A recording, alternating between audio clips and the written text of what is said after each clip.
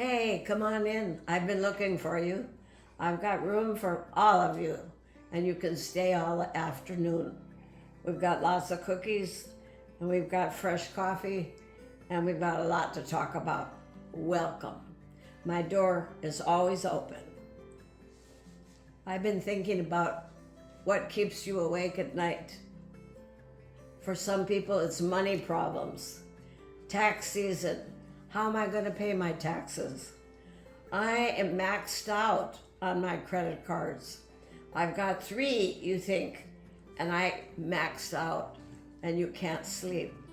All you can think about is, what am I going to do? What am I going to do? And it takes your peace away. You know, rich people can't sleep either. They worry about their money. They worry that somebody might steal. They worry that they will be robbed. They worry that the stock market is going to fall. They worry just as much as a poor guy. So people sometimes stay awake because they worry about money. And you cry out to God, help me, help me. What am I going to do? Give me wisdom. Could you give me, and you keep thinking about, should I go over to the 7-Eleven and buy a lotto ticket? Maybe that's the answer. The answer is God. And I'll tell you why. Look with me in Matthew 17:24-27. After Jesus and his disciples arrived in Capernaum, the collectors of the two-drachma tax came to Peter and asked, "Doesn't your teacher pay the temple tax?" "Yes, he does," he replied.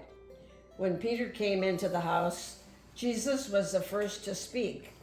"What do you think, Simon?" he asked. "From whom do the kings of the earth collect duty and taxes? From their own sons or from others?" "From others," Peter answered. "Then the sons are exempt," Jesus said to him. "But so that we may not offend them, go to the lake and throw out your line. Take the first fish you catch, open its mouth, and you will find a 4-drachma coin. Take it and give it to them for my tax and yours." In this situation, Jesus addressed it first. Peter didn't come in and say, "Hey, we got a problem, Master. I was just asked about the taxes." No, Jesus addressed it. He started talking about taxes to Peter. Maybe he knew about that conversation previously. I don't know. But he had the answer. And the answer was kind of strange. My dad used to say, God has 1,000 ways of answering prayer. Mm-hmm. And boy, this is one of the most unusual. He said, "Peter, go to the lake, throw out your line, catch a fish, and open its mouth, and there'll be a coin in there. And that coin will cover the tax for you and for me." God provided through a fish, through what Peter knew best. Peter didn't have to sit all day holding a line.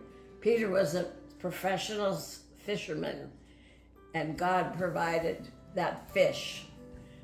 So, if he could do that, he can do things that we can't even imagine.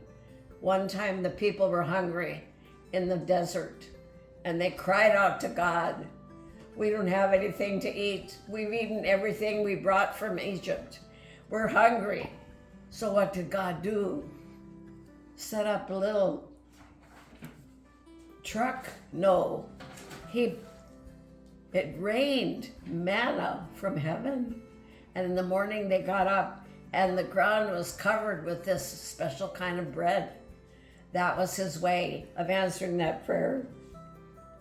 Then we find in other places, people were hungry. What are we going to do? We're far away from the stores. Nobody's got a cell phone. Nobody's got an app. They can't call in food. No DoorDash. They can't get delivery. Yeah. What are we going to do? Jesus provided a way through a boy's lunch. That was unusual. So if you've got money problems, even small ones, trust God. We were on a trip many years ago. We only had one child at that time, was Sam. He was a baby, maybe 6 months old, and we were driving to Minneapolis.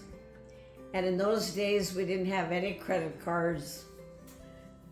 We just took whatever money we had and made it stretch. So we were almost to Minneapolis, but not quite. We got to a little town right close to Minneapolis and ran out of gas. And slowly that car came to a stop right in front of a Bible school. And I looked at John and I said, Sammy wants milk. What are we gonna do? And I said something that I don't believe I ever said again. I said, where is your faith now? But he looked through his wallet and he found a check from his father for $5. And in the corner it said, for an emergency. There were 2 young men playing horseshoe at the Bible school. He walks over to those 2 young men and he said, could you cash a small check? And one of the men looked at him and said, what do you believe? So John went through the basic gospel, born of a virgin, lived a sinless life, died on the cross, rose again. They said, fine, we'll cash your check. And with that money, now remember, that was in the 60s, but with that money, we got gas for the car, we got milk for the baby, we got a milkshake, we got French fries, and we got to Minneapolis. Wow. But we didn't have a problem going home because we'd got an offering for those days of ministry there. But God provided, and he provided through a check that he didn't even remember that he had in his wallet. He provided through those Bible school students. He provided in his own way. Sometimes we ask God, help me out. And we have the idea, maybe a messenger will come to my door. Maybe an angel will appear. God uses any way he wants to answer that prayer. My daughter was in Bible school at Christ for the Nations, and she was going to make a trip to Russia as a trip with other students. And one day we got a phone call. My daughter Stephanie was a senior in high school, and a friend of mine called, and she said, I feel in my heart that Stephanie might want to go too. I'm going to send a ticket so she can go to Russia with her sister. Wow. That was the way God answered that prayer. Sometimes it's just a desire you have in your heart. You haven't even formulated the words, but it's a desire in your heart. But God sees that desire, and he wants to give you the desire of your heart. So let's look at Philippians. This is a well-known verse, and it's a promise. Philippians chapter 4 and verse 19. And my God will meet all your needs according to his glorious riches in Christ Jesus. My God will meet all your needs. Doesn't necessarily say wants, but all your needs according to his glorious riches in Christ Jesus. You can trust him. Are you worried about money? Don't be. Your Father knows. Trust him. He might answer your prayer with a phone call, He might answer your prayer through an extra job. He might answer your prayer like Peter. Whatever you do, God will say, use that, and then he'll provide through what you do. But he will answer, and he will provide, because it's a promise. I like the verse in the Psalms where it says, I have been young, and now I'm old, but I've never seen the righteous forsaken, or his seed begging for bread. Trust your Father and sleep well tonight.